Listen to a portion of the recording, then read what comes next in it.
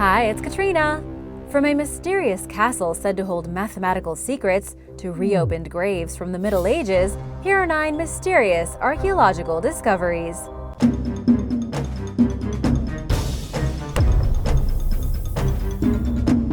Number 9.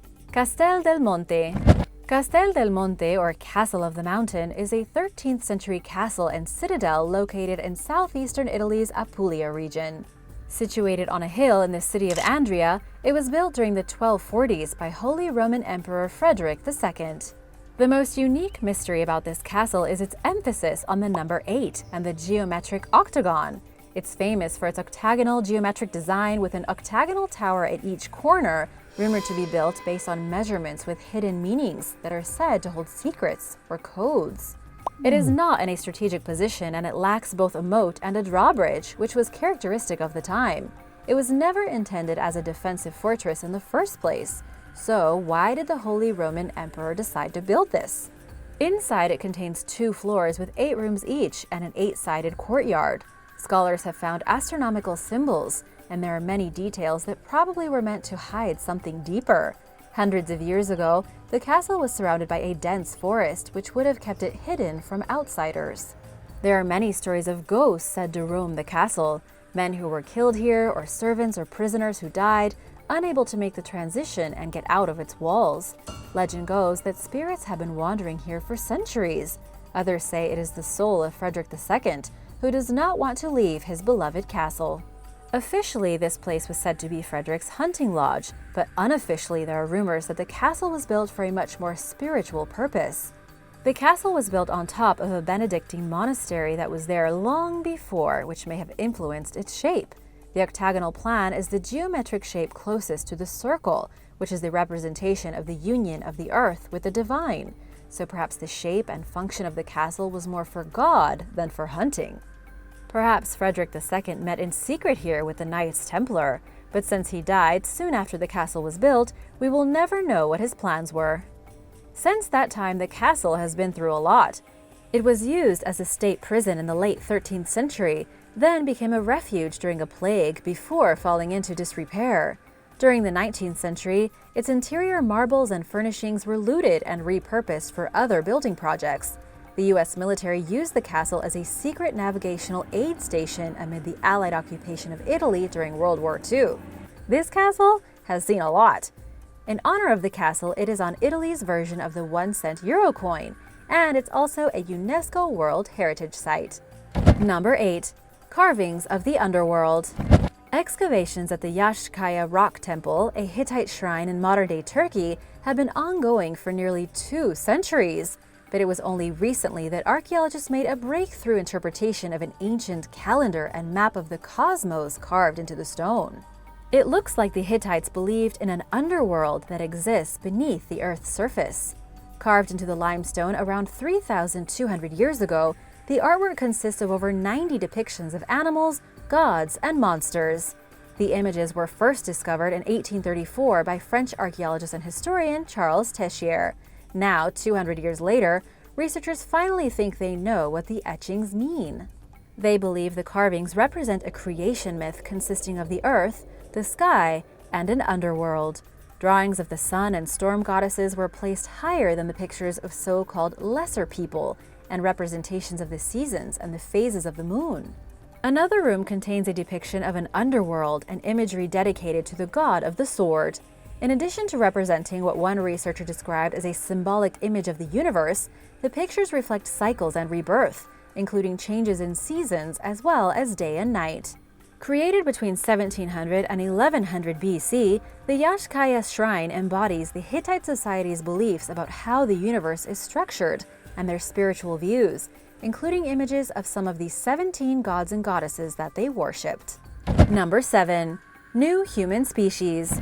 Nearly 90 years ago, in 1933, workers in the northern Chinese city of Harbin discovered a giant fossilized skull. The men who found it recognized its importance and decided to not say anything. Because the country was occupied by Japan at the time, one of the workers wrapped the skull and hid it in an abandoned well to keep it out of Japanese hands. Shortly before his death in 2018, the man told his grandson where the artifact was hidden. Chinese researchers recently determined that the skull is at least 146,000 years old, and that it belonged to a member of a previously unknown ancient hominid species, informally dubbed the Dragon Man, and scientifically named Homo longi. Measuring 9 inches long and over 6 inches wide, it is much larger than a modern human skull. It belonged to a man who was around 50 years old when he died, and who was equipped with a wide nose that enabled him to breathe with ease during heavy activity, according to a series of newly published studies describing the species.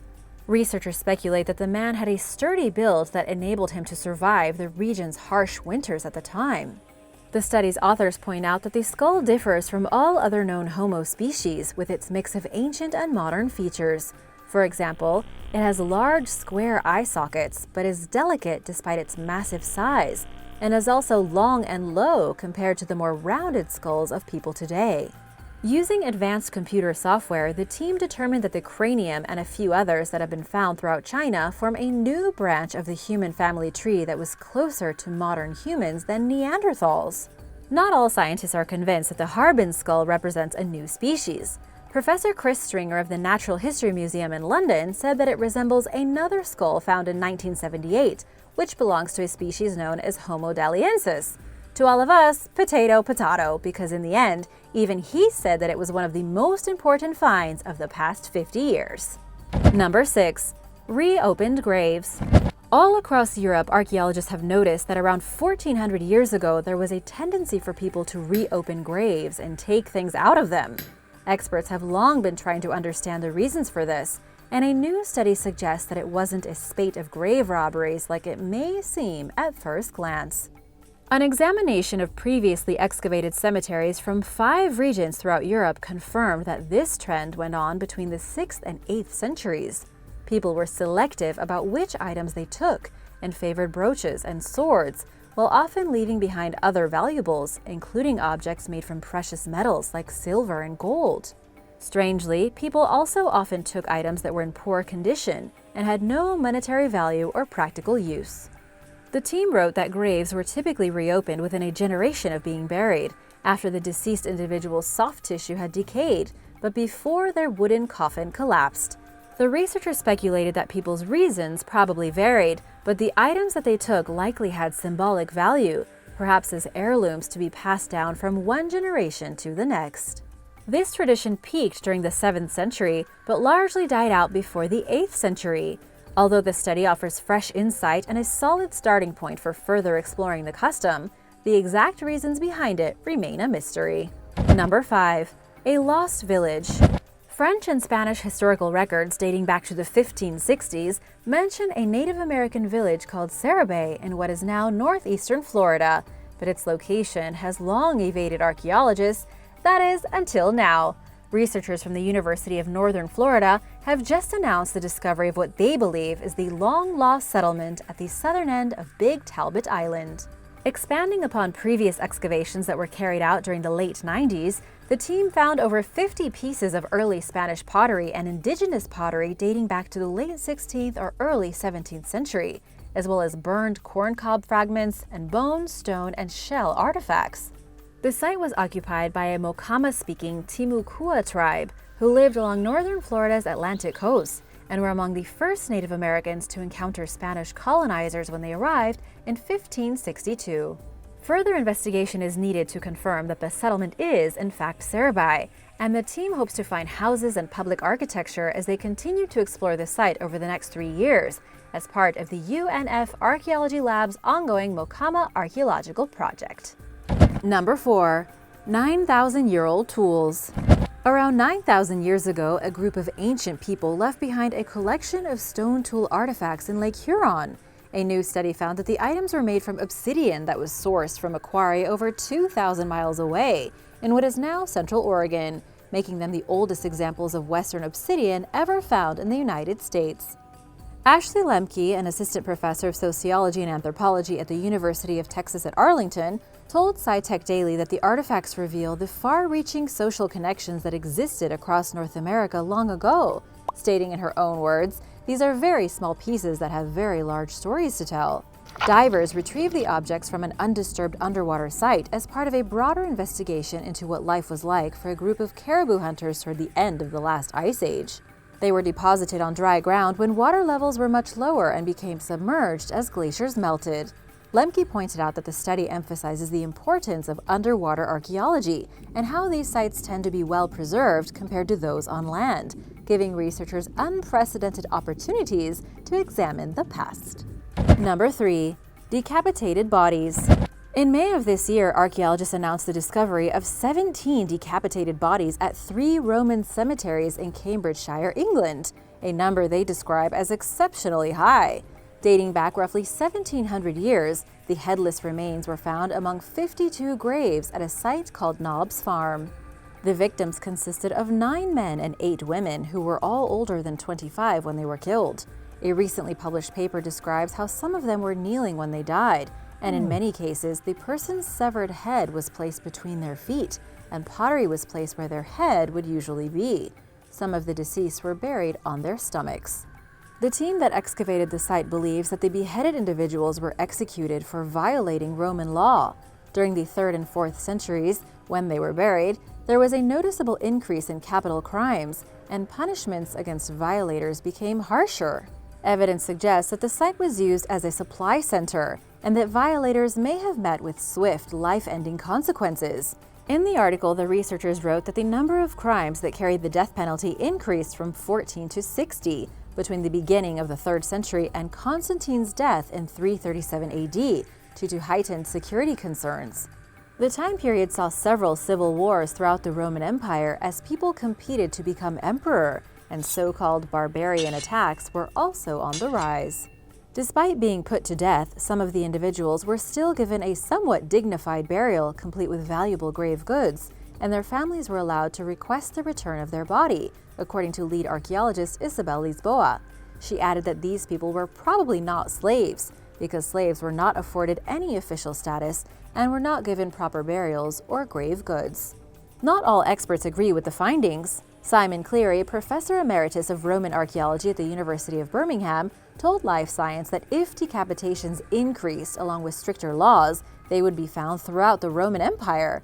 But these burials are almost entirely exclusive to Britain, suggesting that they were carried out as a deterrent mechanism for anyone who might be thinking about breaking the law in a distant place where the law was difficult to enforce from the empire's headquarters. Number 2. Scotland's oldest animal carvings. Between 4,000 and 5,000 years ago, during the Bronze Age, someone carved images of 2 red deer and 3 smaller 4-footed animals on the underside of a capstone covering a burial chamber in what is now Kilmartin Glen, Scotland. First discovered in the 1860s, the burial chamber contained the cremated remains of around 10 people, as well as a sharpening stone, axe, flint knife, and other artifacts, according to Historic Environment Scotland. But the etchings went unnoticed until recently, when archaeologist and aerial photographer Hamish Fenton spotted them during a visit to the site.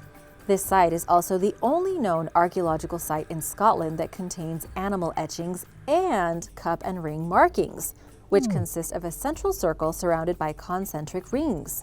There are over 3,000 prehistoric carved rocks in Scotland, with most of them being the cup and ring markings created by striking the rock surface with a stone tool. The presence of both types of carvings presents questions about their relationship to one another and what meaning they held. Prehistoric deer carvings are rare throughout the UK. Most carvings are geometric and not really figures, but the recently discovered carvings are uncharacteristically detailed, leaving no questions about which species the deer represent.